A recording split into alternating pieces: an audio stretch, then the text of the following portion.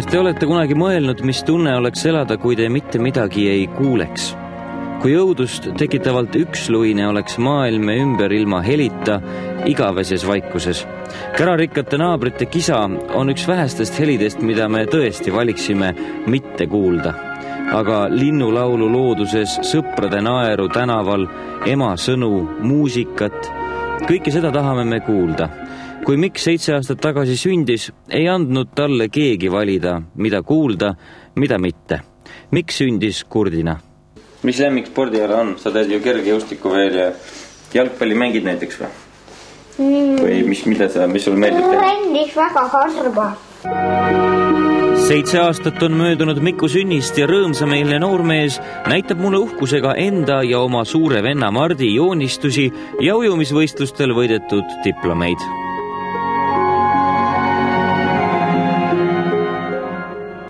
Mikule pisikese tunnikontrolli. Vaatame, kuidas tal see lugemine välja tuleb.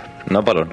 Kell on juba 10, aga Erik on ikka veel moodis. Aga kool, kas Erik on väsinud või ta on haigeks jäänud? Oh ei, kool sai läbi, nüüd on vaheaeg. Esimestena õppis Mikk selgeks sõnad emme, issi ja baabuska. Venekeelse sõna kohta on Mikul lõbus tekkelugu rääkida. Võrrus tead, et Juuda oli venelane ja tema abiellus Ilmariga ja Ilmar oli eestlane ja siis Juuda tuli Eestimaale ja siis ma õppisingi selle sõna.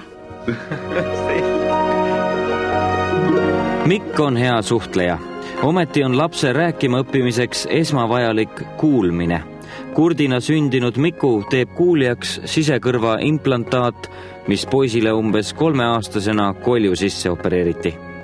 Implantaadiga käib kaasas kõrva peal asetsev mikrofon, juuste alla magnetiga asetatud saatja ja poisi selja peal kotikeses olev protsessor koos akuga.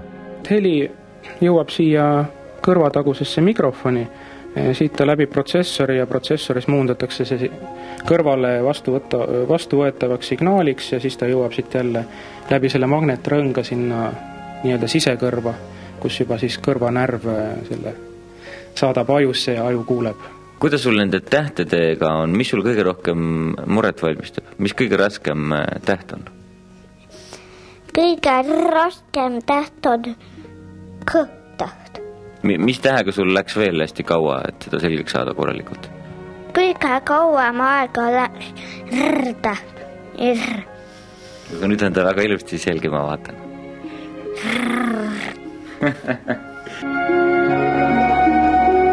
Sisekõrva implantaate on Eestis paigaldatud juba ligi 80 lapsele. Uuemad versioonid on kasutajale järjest mugavamad. 11-aastane Ellen on üks 2 Eesti noorest, kel on implantaat lausa mõlemas kõrvas. Võhikule jääb mulje, nagu oleks tegu moodsa MP3 mängijaga, ei mingit seljakotikest ega kobakat akut. Kuidas üldse selle aparaadiga niimoodi igapäevaselt oma elu toimetada on? Kas ta segab sind ka või oled sa ära harjunud sellega või? Ma olen sellega nii ära harjunud, et ma pole tähelegi ja uima minnes pean küll ära võtma, aga see pole suur asi. Kuidas näiteks on jooksmise ja ma ei tea, pallimängudega ja kas ta segab sind? Jooksmise juures küll veidi, aga ma siis sätin seda paremini kinni. Suund on ikka sinna poole, et kuna nüüd on see sõeluuringute programm on niivõrd hästi käivitunud, et sisuliselt ikkagi kõik Eesti vastsündinud uuritakse, testitakse kuulmise osas üle. See kuulmise probleem selgub nii vara, et Eesti implantaadi programm on võtnud endale eesmärgiks, et need lapsed ikkagi aasta-pooleteiseselt saavad implantaadi, mis on väga hea, mis on tõeliselt hea stardipositsioon nendele väikestele kurtidele lastele.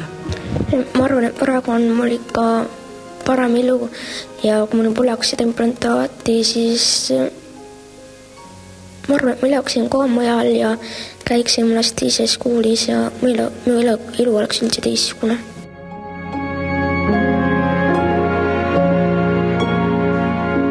Implantaat on kõrgtehnoloogiline seadeldis, mis opereeritakse patsiendile kogu eluks, mistõttu on tähtis kõige kaasaegsema mudeli paigaldamine.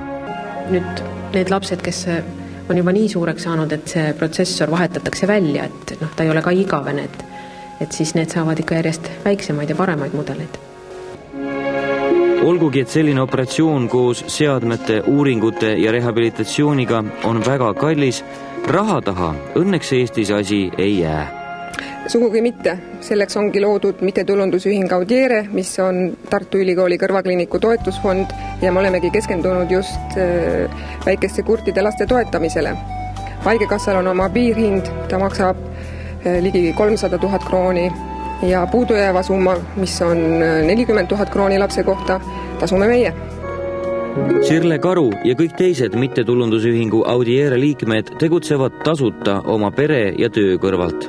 Umbes iga 1000 Eesti vastsündinu on kurt ja siiani on ühing toetanud lapsi ligi 1 miljoni krooni ulatuses. Abivajajaid on palju ja raha saadakse põhiliselt heategevusürituste kaudu. Järgmisel nädalal 29. aprillil toimubki Tallinnas Vene teatris Arsise noorte kellade ansambli heategevuskontsert, millest saadav tulu aitab ühel pisikesel kurdil Rolandil kuuljaks saada.